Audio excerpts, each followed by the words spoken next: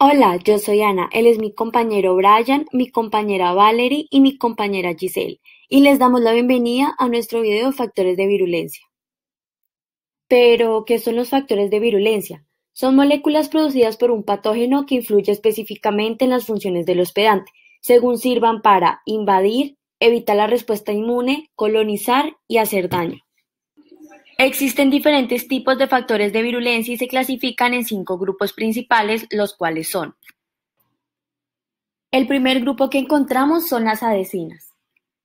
Moléculas de la superficie bacteriana especialmente gram-negativas emplean como adhesina las fibras comunes, así se adhieren a las puertas de entrada de la infección. Muchas gram-positivas se adhieren mediante proteínas de la pared. Streptococcus pyogenes emplea las proteínas M y F, mientras Staphylococcus aureus se adhiere a través de proteínas y ácidos teitoicos. El siguiente grupo que encontramos son las invasinas. Son varias las estructuras y mecanismos implicados en la invasión de tejidos por bacterias. El caso de Shigella tiene los genes relacionados con la invasión localizada en plásmidos o cromosomas. En general, las bacterias que invaden al huésped por los espacios intercelulares excretan exoenzimas y destruyen el ácido hialurónico.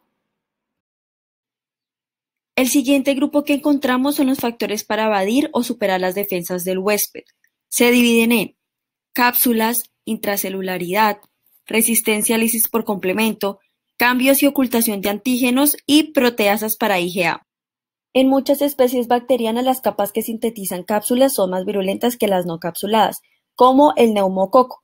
Gracias a su cápsula polisacárida es capaz de evadir a los macrófagos alveolares, invadiendo el tracto respiratorio bajo para producir neumonía, y las no capsuladas no son capaces de producir neumonía.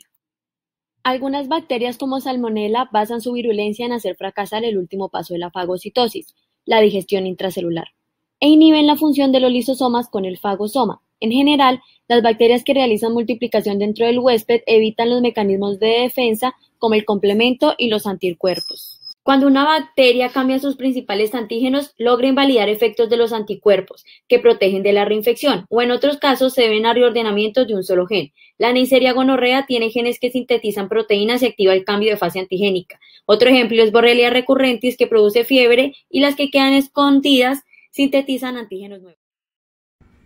Resistencia a lisis por complemento.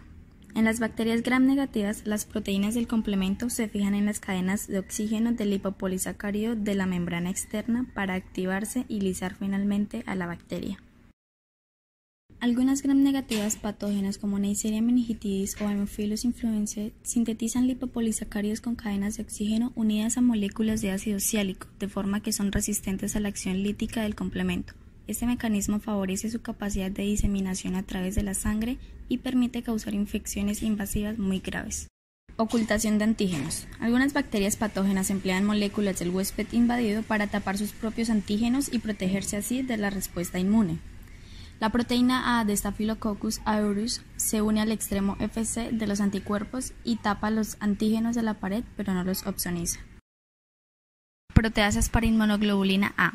Para facilitar la colonización de las mucosas, que son la puerta de entrada de la infección, muchas bacterias patógenas como Neisseria, Haemophilus influenzae y Streptococcus pneumoniae excretan enzimas capaces de romper y por tanto inactivar las inmunoglobulinas A secretadas diméricas. Sideróforos. Son sistemas enzimáticos sintetizados por bacterias patógenas capaces de reproducirse en la sangre. Estos son muy eficaces para captar hierro en competencia con estas proteínas del huésped. Los sideróforos bacterianos compiten con la lactoferrina y la transferrina para captar el hierro. Toxinas microbianas. Pero, ¿qué son? Estas son toxinas producidas por microorganismos, incluidos bacterias y hongos. Además, promueven infecciones y enfermedades gracias a que dañan los tejidos del huésped y también al deshabilitar el sistema inmune. Tipos de toxinas. Aunque también hay producidas por hongos, nos concentraremos en las de origen bacteriano. Básicamente existen dos tipos, las endotoxinas y las exotoxinas. Endotoxinas. Muchas bacterias gram negativas poseen un lipopolisacárido en la membrana externa de la pared celular que, en ocasiones, es tóxico para determinados hospedadores. Este permanece ligado a la bacteria y solo cuando el microorganismo muere y se alisa, la toxina se puede liberar. Enfermedades en las que comúnmente podemos encontrar este tipo de toxinas está la fiebre tifoidea, las infecciones de vías urinarias y también la meningitis. Exotoxinas. La mayor parte de las toxinas bacterianas conocidas pertenecen a este tipo. Son proteínas solubles, termolábiles producidas en el interior de ciertas bacterias como parte de su crecimiento y metabolismo. Son secretadas en el propio medio o liberadas después de lisis de la bacteria productora. Este tipo de toxinas las podemos encontrar comúnmente en enfermedades como la gangrena gaseosa, tétanos, botulismos, difteria y escarlatina.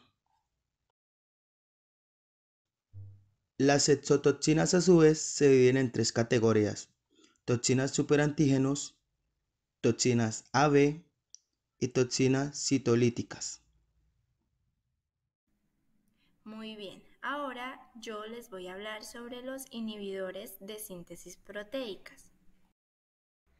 Debo aclarar que la inhibición, es decir, la reprimición de la síntesis proteica, no es más que una habilidad que produce la muerte o necrosis de la célula que está infectada o invadida.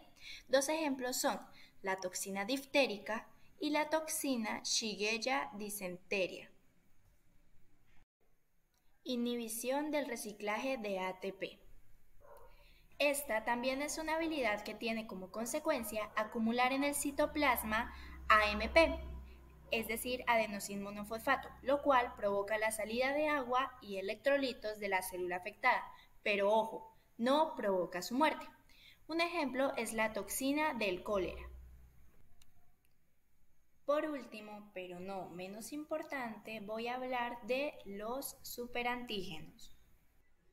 Estos tipos de toxinas bacterianas estimulan y activan un número bastante grande de linfocitos T, lo cual da lugar a una síntesis masiva de citocinas. Un ejemplo son las enterotoxinas estafilocócicas.